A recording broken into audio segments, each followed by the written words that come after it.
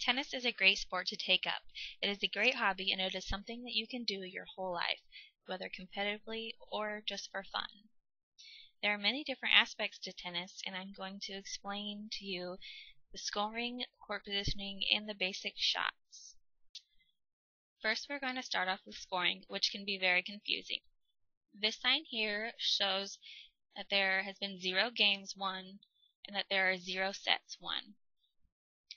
A game is won once a player or a doubles team gets to 4 points first. Every game starts at love all, which love means 0. So essentially, love all means 0, 0. Whenever the first point is scored, it is called 15. The way tennis scoring, it is 15, 30, 40, and then the game. It is important though to know that you have to win by 2.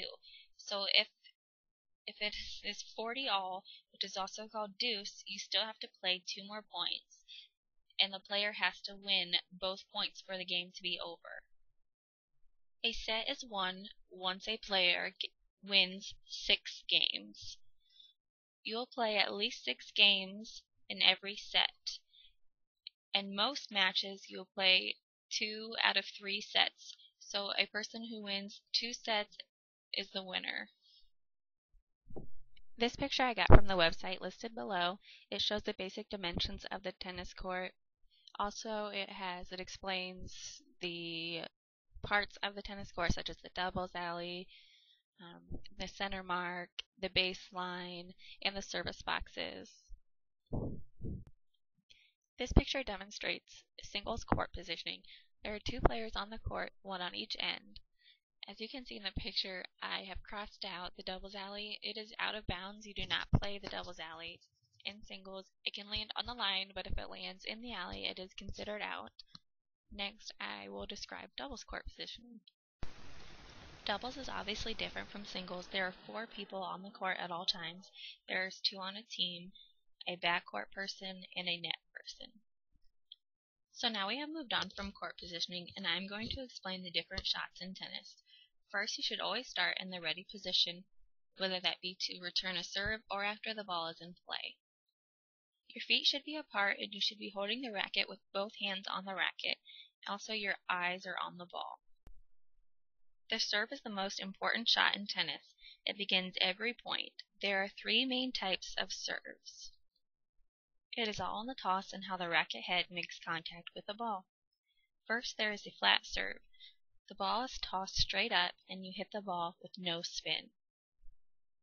The slice serve is used to create spin on the ball. This serve tricks the opponent because usually it goes out wide. In this motion, the ball is tossed out wide and the racket head brushes the ball in a sideways motion. The kick serve is the most common serve. It is great for most players to help get the ball over the net. It allows for a little bit of room of error, and once it is mastered, it is easy to get the ball over the net. In this motion, the toss is thrown out wide, but it is not as wide as the toss in the slice serve. The most natural shot in tennis is your forehand. The forehand is hit with the dominant side, so if you are right-handed, you will hit it from your right side, and if you are left-handed, you will hit the ball from your left side. The forehand is demonstrated in this picture, and you will stand pretty much in this position. As you can see, your feet are apart and your eyes are watching for the ball. You can see the ball coming. Her eyes are on the ball and she's getting ready to push her weight and momentum forward by stepping forward while she is swinging the racket. Finally, the racket head has made contact with the ball, and she is still watching the ball leave the racket. At the end of the forehand, it is essential to have a high follow-through.